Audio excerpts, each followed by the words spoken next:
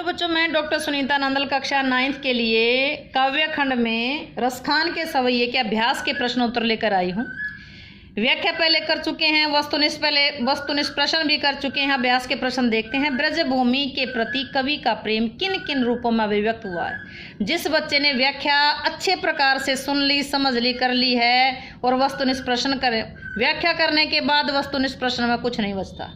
व्याख्या करने के बाद अभ्यास के प्रश्न अपने आप ही याद हो जाते हैं। फिर भी देखिएगा, ब्रजभूमि के प्रति कवि का प्रेम किन किन रूपों में अभिव्यक्त हुआ है। ब्रजभूमि के प्रति कवि का अगाध प्रेम है, बहुत गहरा प्रेम है। वह हर जन्म में ब्रज क्षेत्र में रहना चाहता है। कवि हर जन्म में ब्रज क्षेत्र में ही रहना चाहता है। वह इस जन्म में तो ब्रजभूमि से जुड़ा ही हुआ है और चाहता कि अगले जन्म में भी चाहे कोई भी जीवन मिले, मैं बार बार ब्रज में ही मेरा जन्म हो। क्या कहता है कि अगर मैं मनुष्य के रूप में जन्म लूं तो ब्रज और गोकुल के ग्वालों के बीच में रहूं। जो पहला पद्यांश था, सवैया था, उसकी यूं की जो हिंदी है वो इस प्रश्न का उत्तर होगा। क्या कहता है कवि, अगर मनुष्य के रूप में जन्म लूं तो ब्रज और गोकुल के ग्वालों के बीच में रहूं। अगर मैं पशु बनूं तो नंद की गायों के बीच में चरूं। अगर मैं पत्थर बनूं तो उस पहाड़ का बनूं जिसे श्री कृष्ण जी ने इंद्र का घमंड तोड़ने के लिए धारण किया था। यदि मैं पक्षी बनूं तो यमुना नदी के किनारे पेड़ की डाली पर मेरा बसेरा हो। मनुष्य बनूं तो ब्रज और गोकुल के ग्वालों के बीच में रहूं। पशु बनूं तो नंद की गायों के बीच में चरूं। पत्थर बनूं तो उस पहाड़ का बनूं जिसे कृष्ण ने इंद्र के घमंड को तोड़ने के लिए, भंग करने के लिए धारण किया था। यदि पक्षी बनूं तो यमुना नदी के किनारे कदम के पेड़ की डाली पर मेरा बसेरा हो, मेरा घोंसला। नेक्स्ट देखिए, कवि का ब्रज के वन, बाग और तालाब को निहारने का मतलब है देखने के पीछे क्या कारण है। कवि ब्रज के वन, बाग और तालाब को क्यों देखना चाहता है।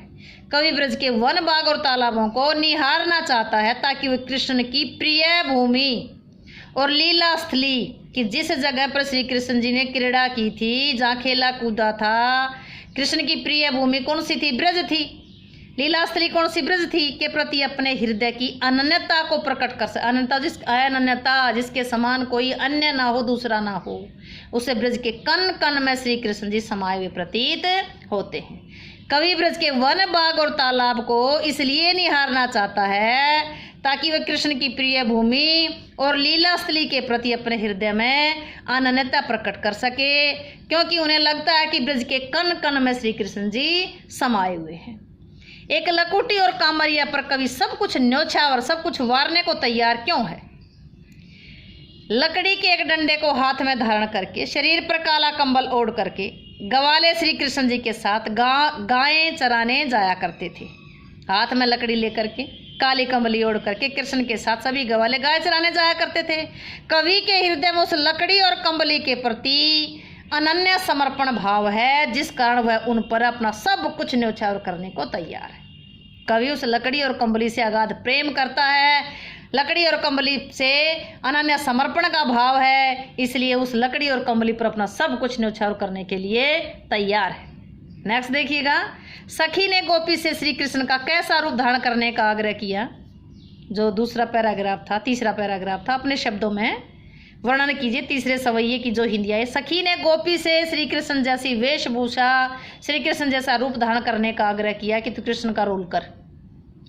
क्या था श्री कृष्ण के रूप में, मोर के पंख, सिर पर मोर पंखों वाले मुकुट, गले में गुंजाओं की माला, शरीर पर पीतांबर, हाथ में लाठी लेकर के ग्वालों के साथ घूमने के लिए कहा था कि सिर पर तो मोर पंखों का मुकुट धारण कर, गले में गुंजाओं की माला, शरीर पर पीतांबर, हाथ में लकुटी यानी लाठी लेकर ग्वालों के साथ घूम।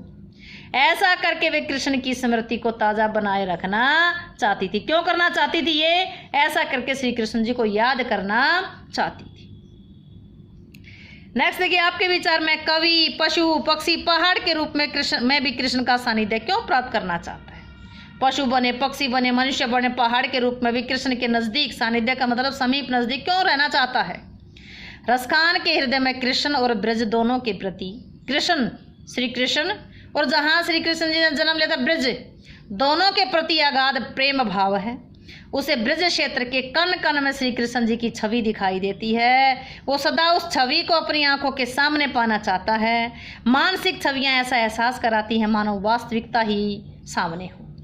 इसलिए कवि पशु, पक्षी और पहाड़ के रूप में भी सानिध्य प्राप्त करना चाहता है कि कृष्ण किसी भी रूप में हो, मेरी आंखों के सामने हो।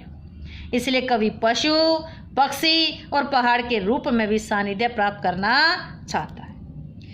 नेक्स्ट देखिए, चौथे सवई के अनुसार गोपियां अपने आप को क्यों विवश पाती हैं? विवश का मतलब मजबूर क्यों पाती हैं?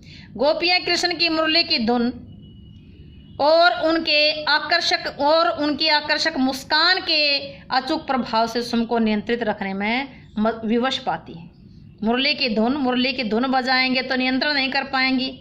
जब वो कृष्ण की आकर्षक मुस्कान के सामने वो अपने आप को वश में नहीं रख पाएंगी, नियंत्रित नहीं कर पाएंगी, इसलिए वो विवश है। नेक्स्ट क्वेश्चन है, भाव स्पष्ट कीजिए। कोटिक एकल धोत के धाम करील के कुंजन ऊपरवार। रसखान ब्रज क्षेत्र की कांटों भरी करील की झाड़ियों को सुंदर सोने के महलों से श्रेष्ठ मानता है कि ब्रज की जो कांटेदार झाड़ियां हैं वो सोने के महलों से भी अच्छी हैं। कवि ब्रज की कांटेदार झाड़ियों को भी पाना चाहते हैं ताकि ब्रज के क्षेत्र के प्रति अपने प्रेम और निष्ठा प्रकट कर सके। कवि ब्रज की कांटेदार झाड़ियों को ही प्राप्त करना चाहता है ताकि वो ब्रज के प्रति अपना प्रेम और निष्ठा प्रकट कर सके। नेक्स्ट, मायरी व सुकिन मुख की मुस्कानी। मायरी व मुख की मुस्कानी संभारी न जय है न जय है न जय है। भाव स्पष्ट कीजिए। मायरी व मुख की मुस्कानी संभारी न जय है न जय है न जय है। गोपियां श्री कृष्ण जी के मुख की मंद मंद मुस्कान पर इतनी मुग्ध हो चुकी हैं कि वो अपने मन की अवस्था को भी अपने वश में नहीं रख सकती। श्री कृष्ण जी की मुस्कान पर इतनी मुग्ध हो चुकी हैं कि अपने मन पर नियंत्रण नहीं रख पाती। उन्हें प्रतीत होता है कि उनकी मुस्कान उनसे संभाली नहीं जाएगी, नहीं जाएगी, नहीं जाएगी।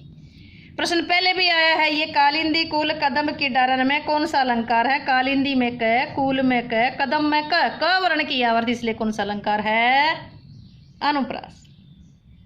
नेक्स्ट क्वेश्चन देखिए, काव्य सौंदर्य स्पष्ट कीजिए। व्याख्या की हर पैराग्राफ के बाद हमने काव्य सौंदर्य किया है। फिर भी देखिए, या मुरली मुरलीधर की अधराना धरी अधराना धरोंगी। गोपियां के हृदय में कृष्ण के प्रति सोत भावना है। कृष्ण की बांसुरी के प्रति, बांसुरी को सोत मानती है ना। तीसरा पद्यांश है, उसकी लास्ट लाइन है ये। उन्हें ऐसा प्रतीत होता है कि कृष्ण की अपेक्षा बांसुरी को कृष्ण गोपियों की अपेक्षा बांसुरी को ज़्यादा प्रेम करते हैं, इसलिए वो सदा उनके होठों पर टिकी रहती है। गोपियां कृष्ण की प्रत्येक वस्तु को अपनाना चाहती हैं, लेकिन उस सोतन बांसुरी को होठों पर धारण नहीं करना चाहती। वो कहती है कि यही तो हमें अलग करवाती है कृष्ण से, इसे धारण नहीं करूँगी। अनुप्रास अलंकार का ये इसमें प्रयोग जो है वो बहुत सराहनीय है। ब्रज भाषा है, कोमलकांत पदावली है, गोपियों का हठ भाव भी बहुत आकर्षक है, प्रसाद गुण है, अभिदास शब्द शक्ति के कथन को सरसता प्रदान की गई है। उम्मीद है कि आपको ये प्रश्न अच्छे लगे होंगे, समझ आए होंगे। एक आसान भाषा बनाकर को आपको बताया गया है। इसलिए अगर समझ आए हो तो वीडियो को लाइक करें, शेयर करें, चैनल को सब्सक्राइब करना ना भूलें।